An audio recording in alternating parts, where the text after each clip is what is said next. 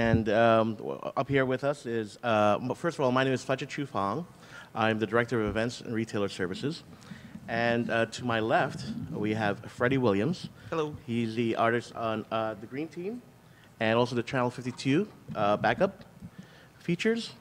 Next to him is Yanick Paquette, the artist of Swamp Thing and the upcoming Wonder Woman Earth 1. Next to him, we have astronaut and poet laureate Justin Norman. Jim Davis. Who's Jim Davis? Garfield. Right. He's not here. And next to him is Chris Burnham, artist of Batman Incorporated, and the guy who's known for killing Damien. Yay.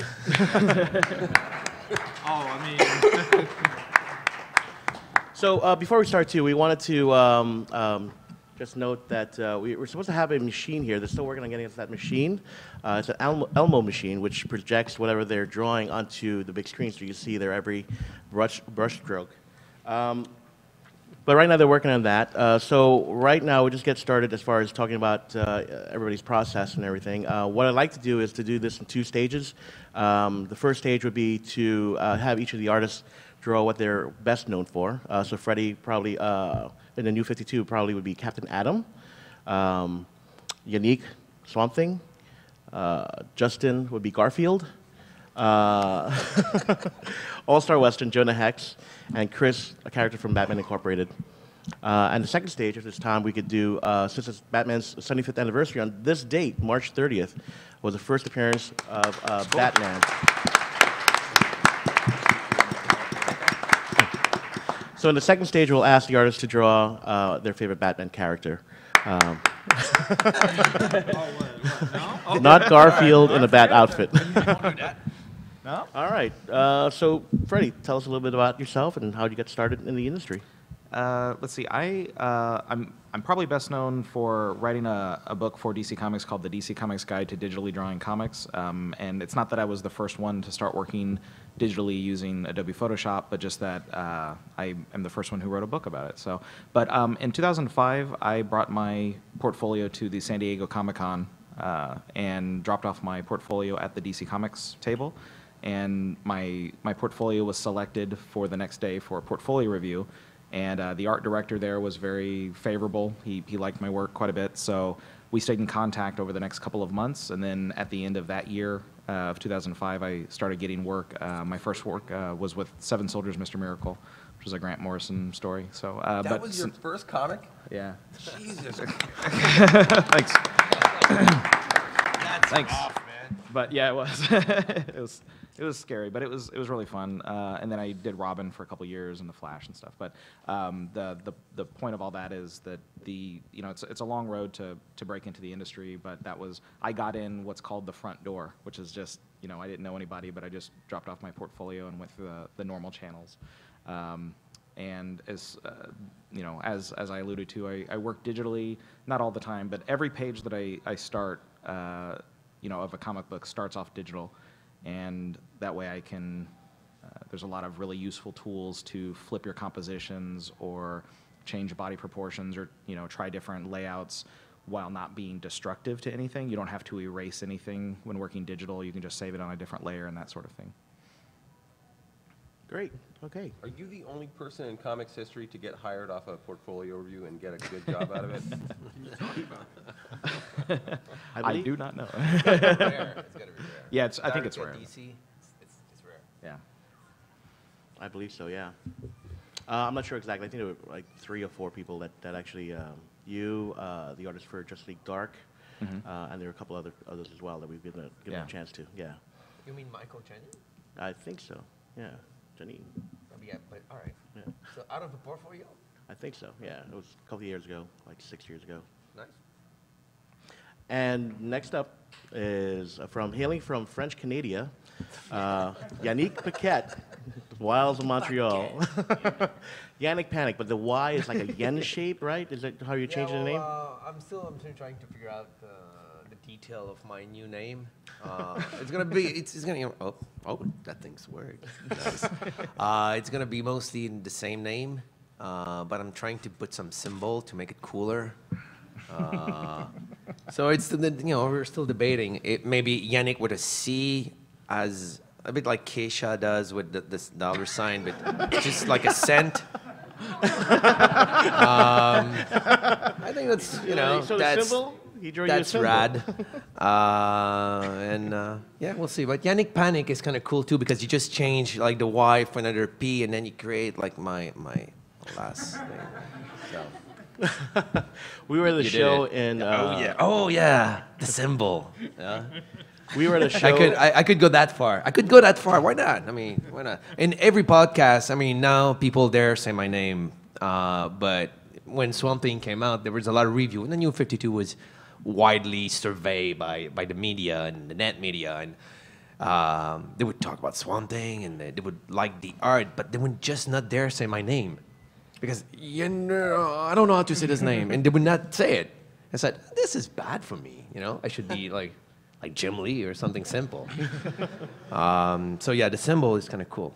I'll keep that. Yannick, we were at a show in Toronto, and he had a signing with us at the DC booth. And one of the fans actually didn't know how to say his name as well. He came up and goes, when is Yanick Panic signing? So ever since then, that's stuck. And Yeah, that's it's good. I become mean, it's a good your flash. I mean, nickname. that fan, you find a solution to my problem without knowing it. Tell us about how you got your start in comics. I started in comics. It's been a long time ago. I've been doing comics for 20 years now. This is my 20th anniversary in doing, getting paid. Very little at first, and eventually, okay money.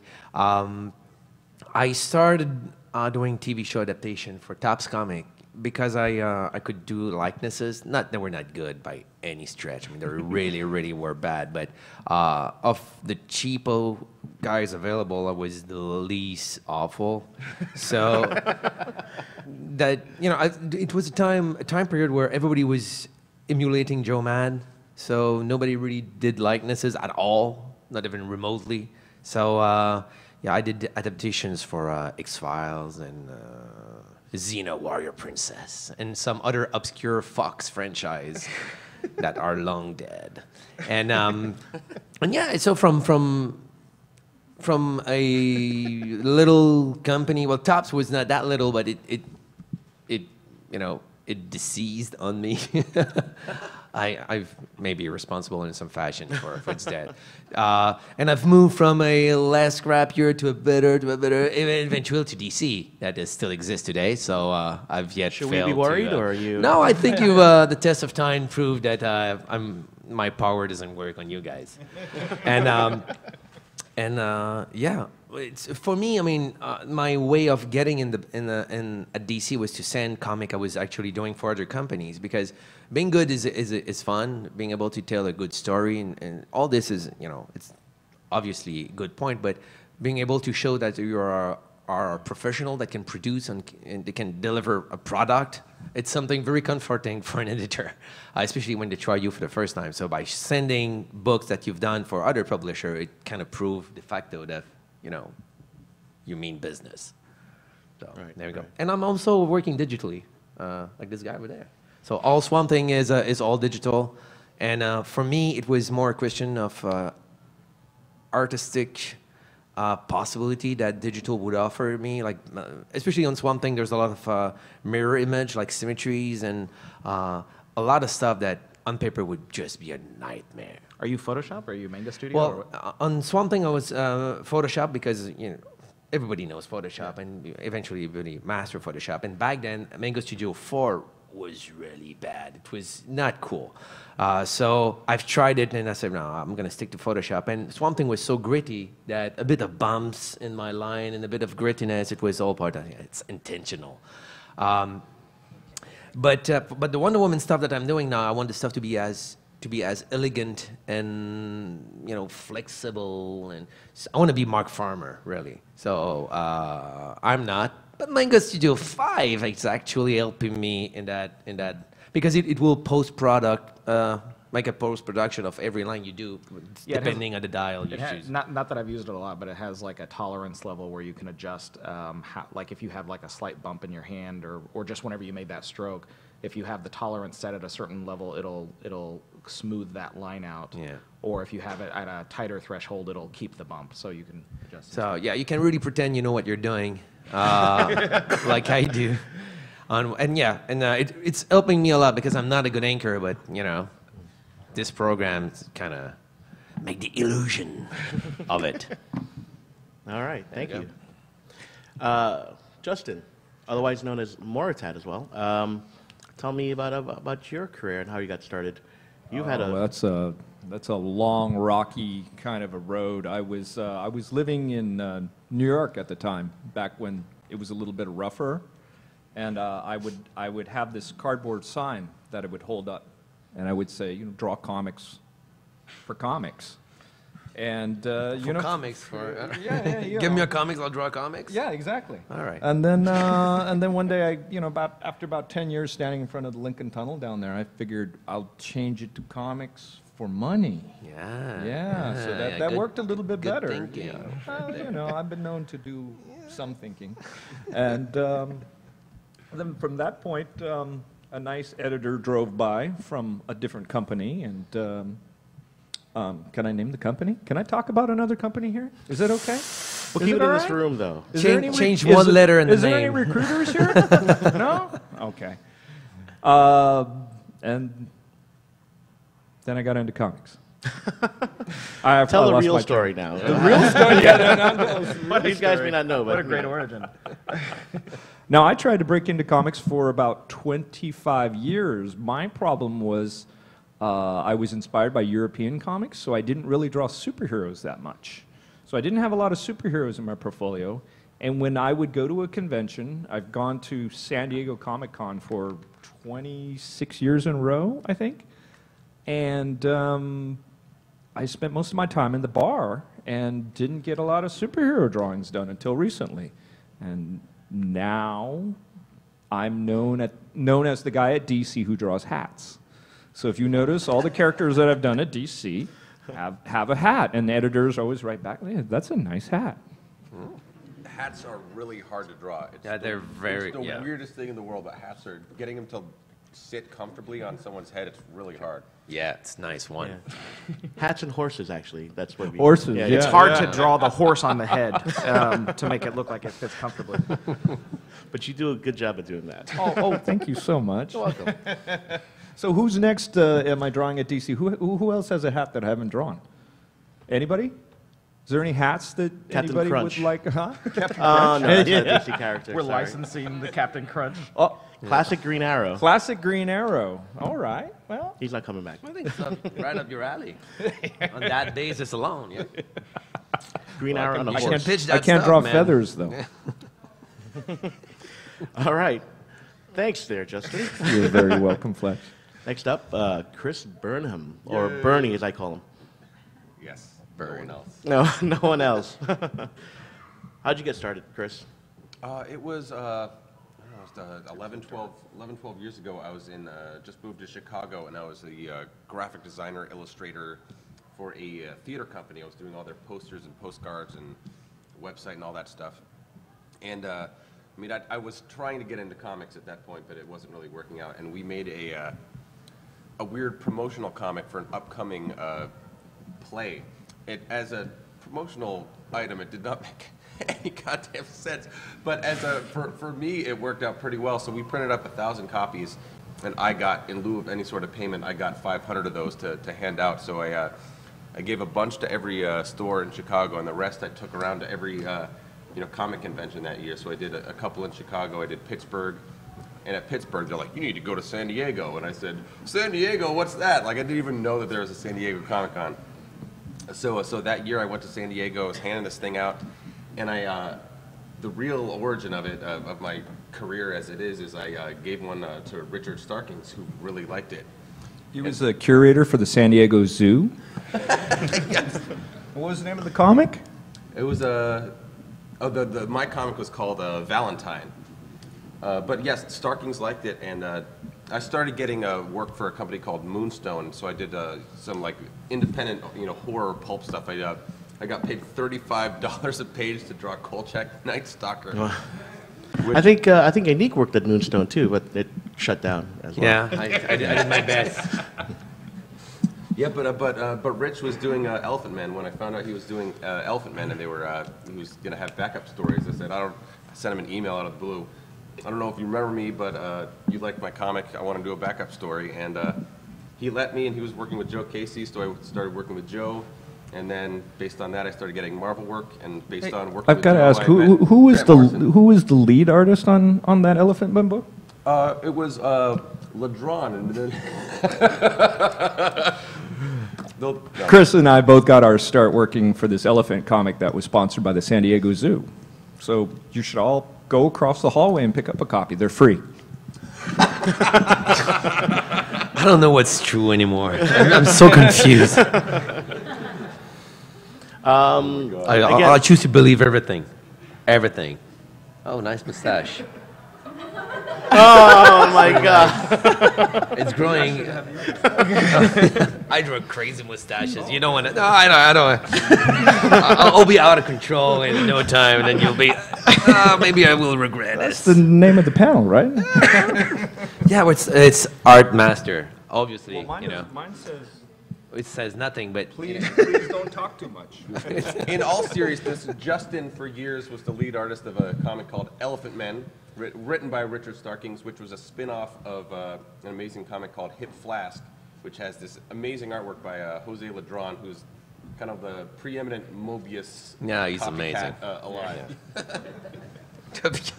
And now who's the lead artist nowadays? Who's doing backups and who's doing leads? Who's the lead now? Is Bautista the lead on Elephant Men now? No, I mean just in general. Oh, I'm a goddamn lead. Chris is running the show. I'm doing backups. Are you confused? Yes. All right. Excuse me a second. We got the Elmo machine just arrived. Do you want to have it set up right over here? We'll get to take a look at what Freddie's working on. So, we got the machine. Yeah. Do we? Yeah. It's only that? Wow, it's cute. I thought it was like super big and bizarre. Look at this. It's like just. That's a the new one. I haven't machine. seen this one. This is the machine. Okay, it's not good. All right. I can do accents. Senor Norman? So can Chris.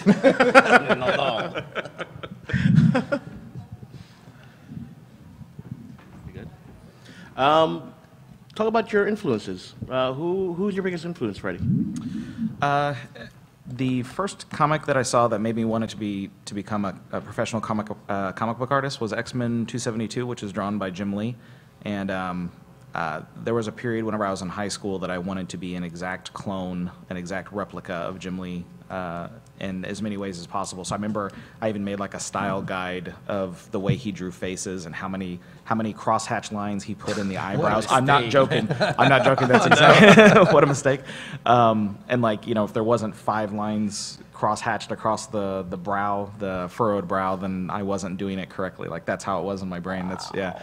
But around that same time, I also got I got a book from the library that was ElfQuest Book 3, which is diametrically opposed really to Jim Lee's artwork, but that was also a big inspiration on me. And then eventually I found Arthur Adams' work, which to me is almost like the Venn diagram. If you took Jim Lee and Wendy Penny, and you overlapped it, it would be Arthur Adams. Yeah, so he's a really big influence on me now in structure because he can do very serious sort of detailed work, but it can also become very animated and fun as well. So I think that's probably in my mind in a logical sense. I think that's probably a very superior place to be in a stylistically. So you can go lighthearted and you can go very serious and gritty.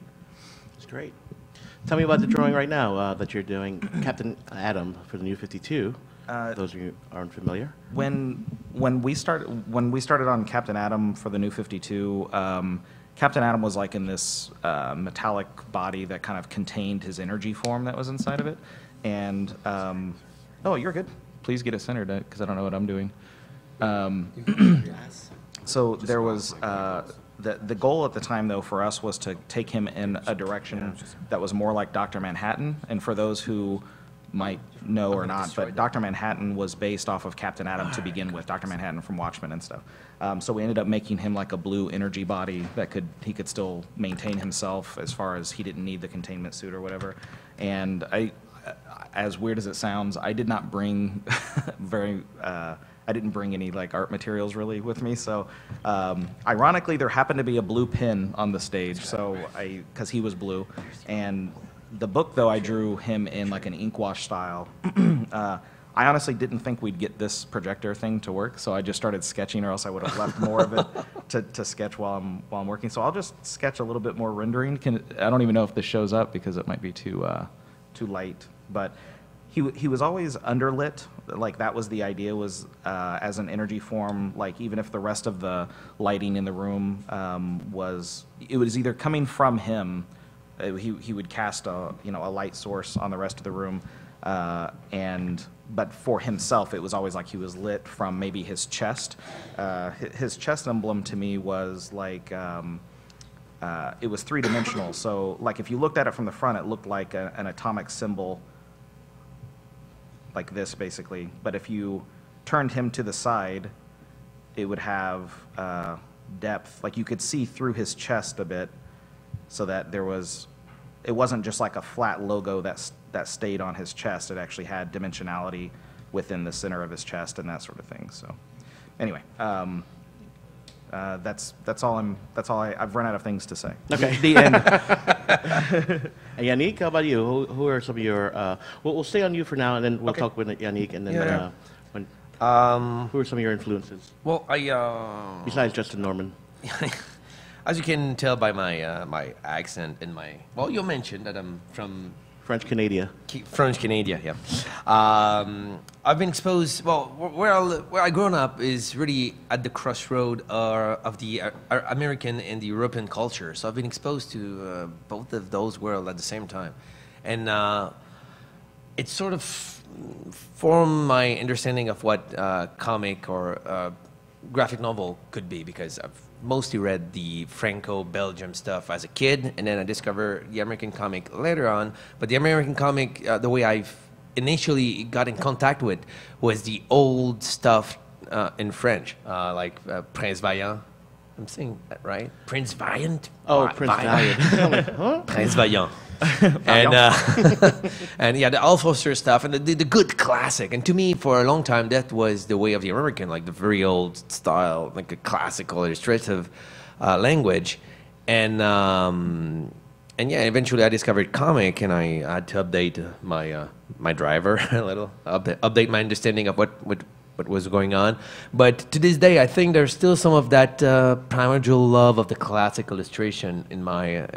I love Al Williamson, but in the modern incarnation of what I do, I think it's pretty obvious that I'm a huge fan of Kevin Nolan.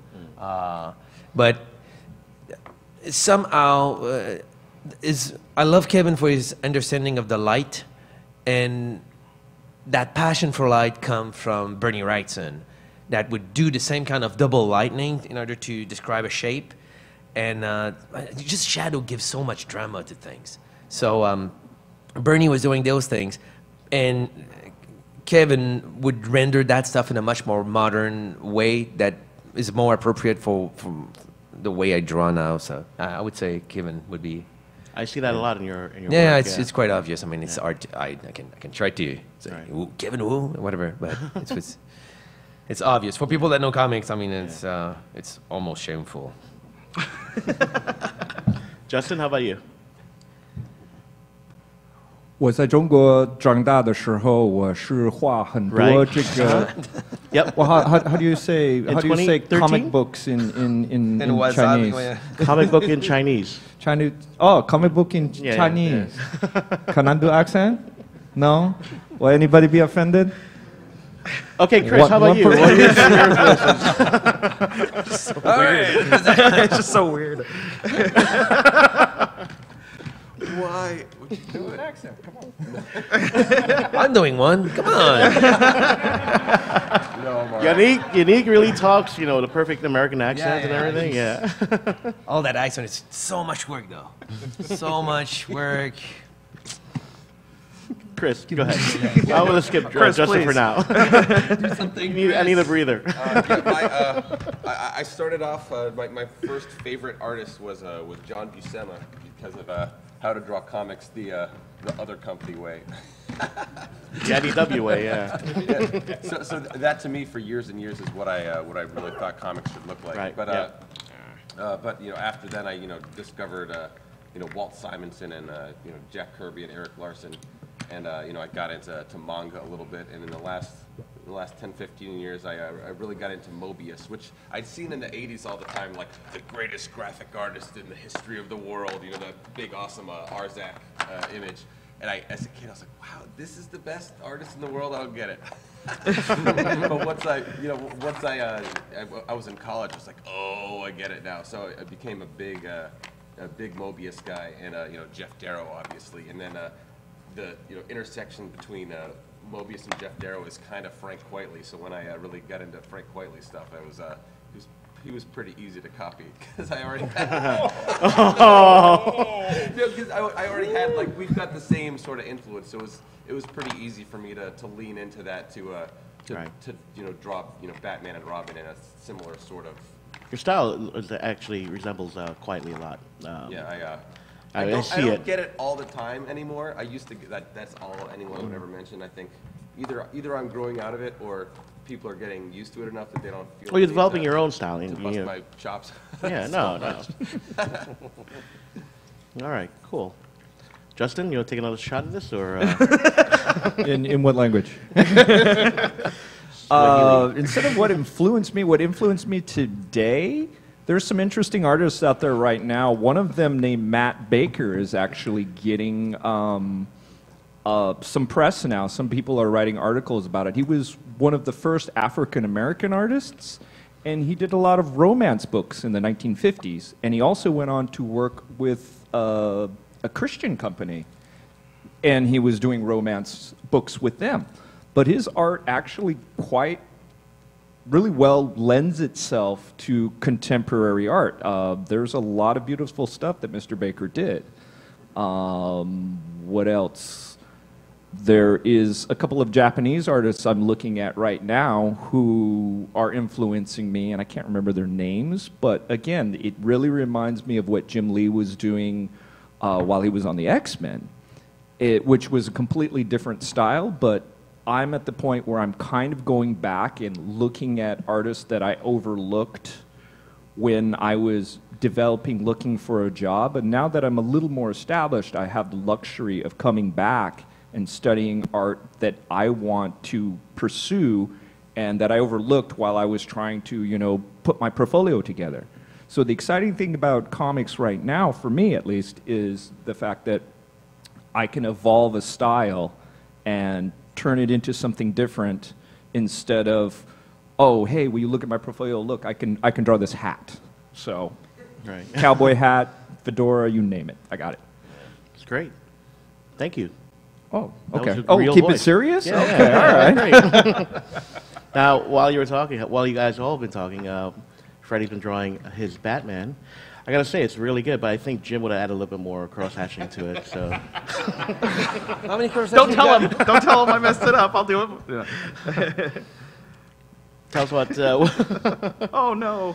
We're gonna change things up a little bit. We're gonna ask Yanick to step down and use the Elmo, and we'll. So are we moving this, or am I just switching spots? Or? Maybe go down to the end, and we'll Okay, we'll keep. I'll do a backflip off the stage. Okay. If you do that, that'll really make this panel That would be the end of me. more than an art master. What's it? Look at that! Wow, that's good too. Does that mean I get to play with your art supplies? Yeah, you can do. You can use whatever you want. There's some cool color in there, man. Cool. Seriously, try it. I love this. That's great. This one's great. This one's great too. Look at that. Orange. Pretty cool. Orange is cool. Yeah, but that orange is cool. Add another orange. Oh, it's not there. It's not cool. There's one that is not cool, but this one is cool. This one is more yellow. More yellow. More yellow. This one. This one. All right. You told an interesting story last night. You Oh, my mentioned God. about how you learned English. Yeah. Yeah, well, I don't speak English most of the time. Well, never, actually, unless my editor call, which he never does, or I'm very little. It doesn't need, we have email. Yeah, so I learned English to work when I was in my 20s. And yeah, I remember having to use a dictionary with my script because I had no idea what was going on at all. I was working for Tubbs, doing adaptation of stuff, and getting my script, being totally confused, no idea. And word for word, I would translate the stuff, trying to figure what to draw. And yeah, eventually I got good enough that, you know, some of the words, it's always coming back. Yeah.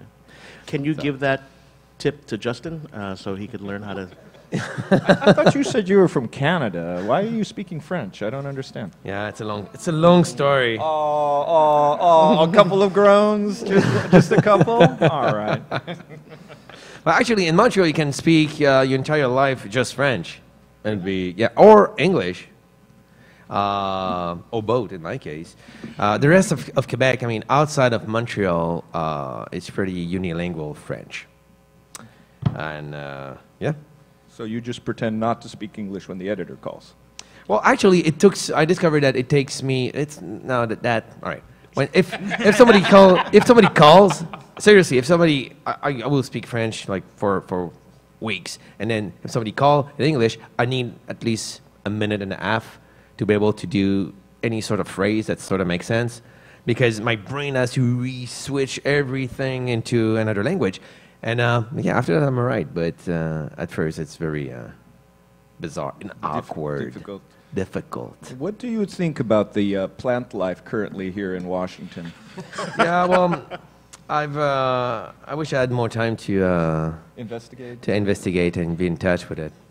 Yeah, I think so. Justin, let's switch places. But yeah, actually, every time I travel, my priority is to experience the nature of places I go to. Yeah, I have a little background in biology, and yeah, when I was younger, I would collect insects, and I have this huge collection. And you know, I prefer jungle than Paris because yeah. What do you collect now? Well, with the kid, I still collect some insect. Okay. Yeah. Do they ever show up in your comics? Yeah, I mean, in Swamp Thing, I can guarantee that every single life form is region appropriate. I heard there's 135 million different types of insects in Madagascar. Are you going to work that into the next issue? I mean, unfortunately, I'm not doing Swamp Thing anymore, so I dodged that bullet. But if you would, you're doing Insect Man now. Yeah, I'm doing Insect Man. But yeah, every insect that show up in the swamp of Swamp Thing, they're not only accurately drawn, but they live in Louisiana. Yeah. I'm that thorough. Yeah. There's devotion for you.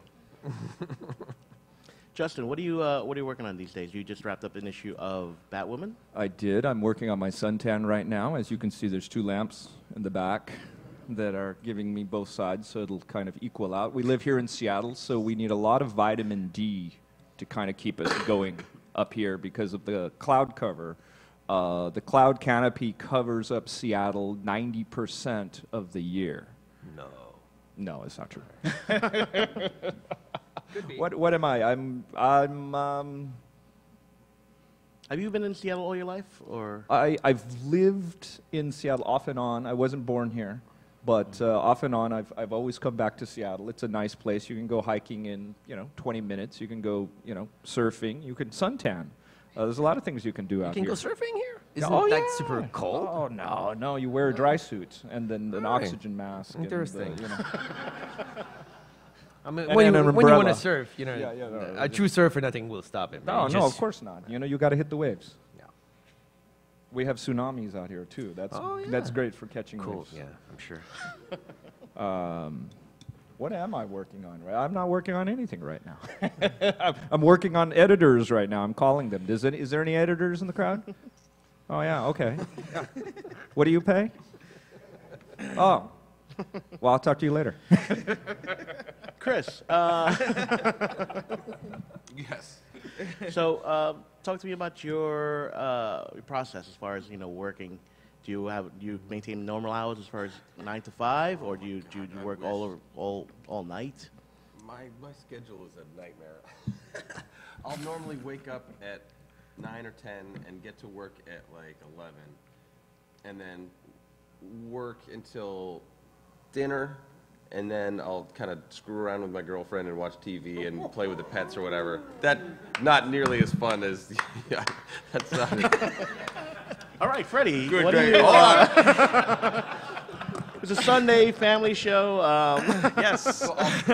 So I will not work until like 9 or 10, and then I'll go back to work until like 2 o'clock in the morning. Wow.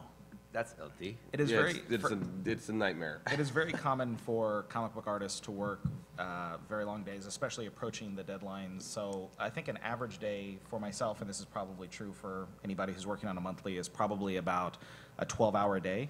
And you can work any 12 hours that you want to of the day.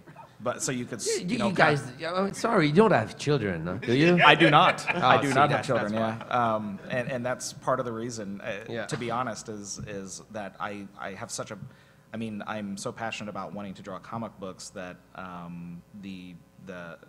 understand that there's sacrifices that would need to be made, and I would rather be. I would rather focus on drawing comic books, and that's my primary objective, instead of being a bad father if I were to have, a kid. All right, and we're not going to be talk able spend later. any time. Because, let's do it right now. You might think that, and I kind of thought that before, but somehow having children force you to make stuff happen in a much more efficient way. Mm-hmm. It's not something that will impair you in your ability to work, and in most cases, it kind of helps. I was talking with a few artists, and when they became dad, it's when stuff really started to go well also for their career. They became more, Disciplined. business. Yeah, the discipline, because you have no choice. When you're traveling French this word. thing, it's a French word. Discipline, is it? Oh, nice. Sure. So yeah, you might the math of it might make you think, I'm not gonna get it. Kids in that already crazy life we're leading, because it's true, it's very intense, but it regulates things. Mm-hmm. It makes stuff make more sense in a way. So would you say, what is your typical, I'm not saying like hour per hour, but like what is the average sort of number of hours that you're probably working a day on a month when you're Yeah, working well, monthly? honestly, because I'm not on a monthly book, it would be just misleading, those numbers. But even when I was doing, fairly amount of decent page count per week, I would work from 9 to 5, and then maybe Really? 2 hours and night. Yeah. Wow.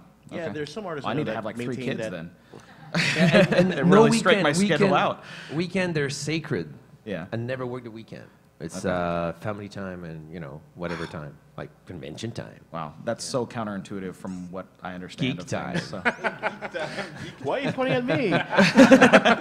It's an inside joke. Can I ask you guys, everyone here on the panel, ideally, how long would you like to take on a page, and how long do you let yourself take on a page, starting with Freddie and working back down this way?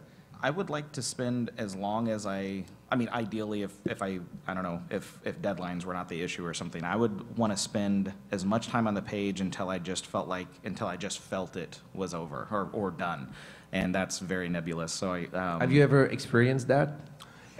I have, yeah. Back whenever I was working on my portfolio work, back when I was right out of high school, I felt that, but I had no concept. I had no idea of how long I should be taking and whatever it was. So, Yeah. and those pages were overworked in retrospect, and so maybe I'd start doing that again. I'm not sure, but ideally, if things were a little bit more realistic or maybe a little bit spread out for me or something deadline-wise, I would like to spend about 15 hours a page or something like that. So. I would 15 like to hours? spend 15 hours a page because it's the amount of. That's how it would feel right to me. Feel right. In the interest of time, let me just get everybody so equal time on the Elmo machine. Yeah. Who wants to go up next, Justin or Chris? Chris? Right. All right. That looks fantastic, by the way. That's Swamp Thing, right? Yeah, that's beautiful. 122 pages of that Wonder Woman. It's an Earth 1 Wonder Woman. Chris Burnham, everybody. Talk to me about what you got there in your hands. So I drew Damien before. That seems pretty done to me. That's over. He's done. Nice. Oh wait, I'll sign it. Now it's done. And now I'm screwing around with a toothpaste. Did I say toothpaste? Toothpaste, yes. Toothpaste. Jesus. Mr. Candy, did you try the pineapple one? I've got the lime one. It's real good. It reminds me of the strawberry ones I used to have as a kid. I wonder if earlier in the day all the strawberry ones got eaten. So it's just the lime and the pineapple left. we got the dregs. So do you prefer working, from pencils to inks and doing all that yourself? Yeah. Yeah, I've never worked with an inker professionally, and it's largely because when I was trying to break in, it was Randy Stradley, the guy who runs Dark Horse. Don't do it. Don't do it. No, it's fine. I looked at these pages the other day. I'm still mad about it. Okay. Oh. No, it's fine. But I labored over making the tightest pencils possible.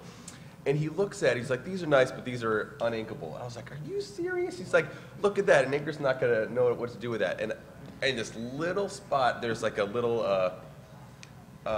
like when something explodes and it leaves that, like the char stains on the floor, and I just kind of like, tossed in some, if you think that's uninkable, you're out of your mind.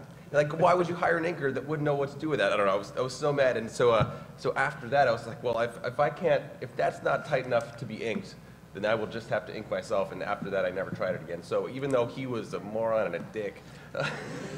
So anyway, I told him not to go there. It's working out in my favor. You did say don't go there, right? Yeah, you're right. Whatever. Randy, I love you.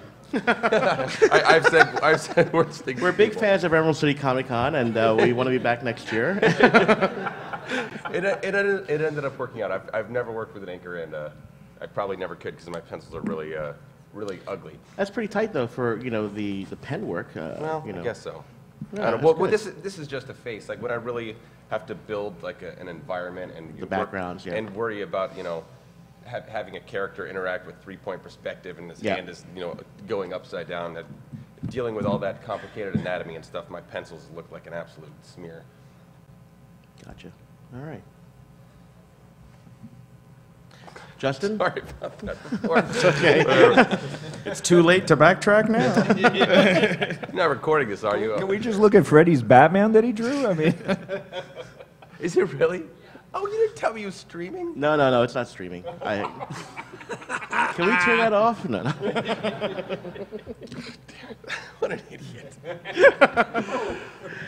It's not. There's no red light on there. I will all forget what he said about whoever he talked about before. Justin, your work ethic, as far as you said you started at 10 a.m., 11 a.m. yeah. No, actually, I'm pretty disciplined when it comes to work. I wake up in the morning, I work all day, I work hours, and I force myself to quit at a certain time so I don't burn myself out. And it's, I don't want to say that I'm like counting line strokes, but like if I work on a difficult page, I'll kind of slow it down so that I don't burn myself out, because I think that you can a lot of my studio mates that I'm in a studio with, they get in the zone and they start working, and then they don't stop, and they're up at, and they're in the studio till like 3 or 4 in the morning, and within 72 hours they're burnt out. They can't draw anymore. They don't pace themselves. It's like running a marathon. Actually, I think Mobius said that. It's like running a marathon, and then you stop, and you got to run another marathon. So that's kind of how it feels after 3 years of working straight, and I got pretty burnt out in December. So Your work looks fantastic, though. Are you talking to Freddie, or is that yes, you're looking Freddie, at Freddie? Could you right? step back a little bit? Thanks. Freddie, your work is fantastic. I love your stuff. If you guys have any questions as well, we're in the last couple of minutes of the panel, so feel free to jump by the microphone over there and. Yeah, sure. That'd be great. Okay. Oh, there are a lot- nobody has any questions. Okay, You know this is what? going to be fun. There are a lot of like aspiring artists out there. What's the most important lesson you guys have learned over your career? There's a whole lot of lessons, but if there was one that I had to name and only one, it would be to be very persistent and diligent and to keep pushing forward. So you're going to find a lot of obstacles in life. There's always going to be some sort of a stumbling block. And it's either going to be that you don't have the time to do this thing, or somebody said that it was going to get published and then it never gets published, and then you've lost your morale and that sort of thing. But if you're passionate about trying to break into comics, you just have to keep pushing past the roadblocks, both artistic and development, and also the logistics of trying to break in as a professional. Great. Justin? On a serious note, one of the things that I've learned recently drawing a lot is stamina. What you want to do, again, you want to run a marathon. You don't want, a lot of my friends can do a great pinup. A lot of my friends can do 3 excellent pages. And a lot of people that I know can do 1 issue a year. What you want to go for is you want to take the long haul, because that's where your art develops into your own art in the long run. And DC pays really well. Why aren't you guys laughing? Chris, how about you, Chris? I would say is that working all by yourself, which this is a fairly solitary job. You can kind of your brain can kind of get up its own butt a little bit. And so one of the things I always try to do is make sure that every page works and every panel, although it's all part of a story and everything has to relate to each other. I've got this expression, context is for cowards, which is ridiculous. But I like, utterly devoid of context, I like to show pages to people and just say, can you actually understand what this is about? And like with no words, with no page before or after, can you tell what's going on even though you've never seen these characters before? And if you can't, you're doing it wrong. The storytelling aspect of the the art. storytelling and just making sure that I mean, the storytelling is really key, but part of the big thing is just establishing and reestablishing. And I really learned when I started on Batman Incorporated, we had 2 Batmans. So there's the Dick Grayson Batman and the Bruce Wayne Batman. And a lot of times when other people do that, it was impossible to tell them apart. And even though they've got totally different outfits, but they would always just draw them both in silhouette, or their capes are always over. And so it's like, which one is which? And so I would always frame the shot so that you could easily compare. So they would both be showing their gloves, so you could tell which one is which. And I drew Bruce Wayne way taller than Dick Grayson, and I would A little always bulkier, be showing, yeah. just super bulk them up. So if I didn't have both of them, I probably wouldn't draw the big gorilla Frank Miller Batman. But so the Dick Grayson one I always did slender, and the Bruce Wayne one was this Goliath. So just so that's instantly recognizable which one is which. Right. Yanick Paquette? I don't know. I have a few bad things that I might, sometimes I lose track of what I do as a job, and it's bad, and I get. I would be a lot more happier in life if I could see what I do as just a work. But to me, it's super personal, and it pushed me to go further beyond whatever people say. I mean, I'm the first public of what I do, and I'm never satisfied. And so I try to push all the time. And I guess it put me in a position where I'm getting competitive with the rest of the world, but that doesn't matter really for me. And it got me, I sort of envy people that can see what they do as a work only, and not living with that monstrous pressure. Which I put myself through. But I guess, everybody wins, and I suffer a little, so it's all cool. All cool. All right. We're coming towards the end of the panel. I want to show off, what's that? I want to show off Freddie's Batman here. Oh, I giveaway.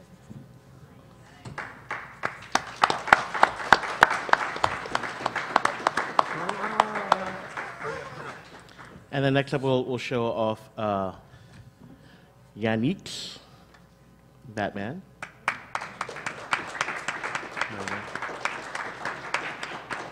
And we'll show off Justin's Batman, which, Take a look at the content.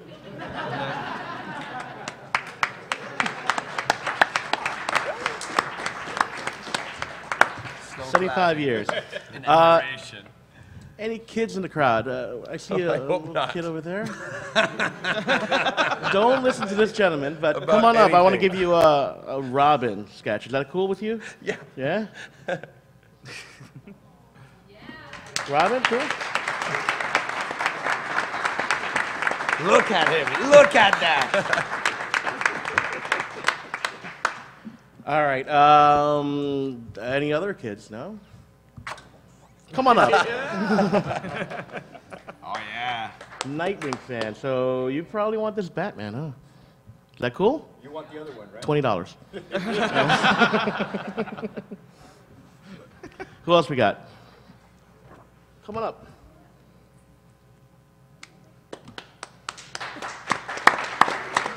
Batman. You want a Batman or you want a Swamp Thing? Because you're wearing green, so I'm not sure. All right. Swamp Thing is amazing. That's a beautiful. Let's see the finished piece. Just to show it, that's awesome. That's fantastic. That's beautiful. Yeah, I'm a kid. You got this rare edition Justin Norman piece. Oh, yeah. We have a couple more pieces left. Who else? Come on up. Yeah, come on. Two-Face? Oh, I don't know. That shirt. I don't know. I did. Oh, it's the first thing. Can you do a Batman? There you go. No. And we have a Captain Adam. Come on up. Oh, now everybody wants to get in on it now. Yeah.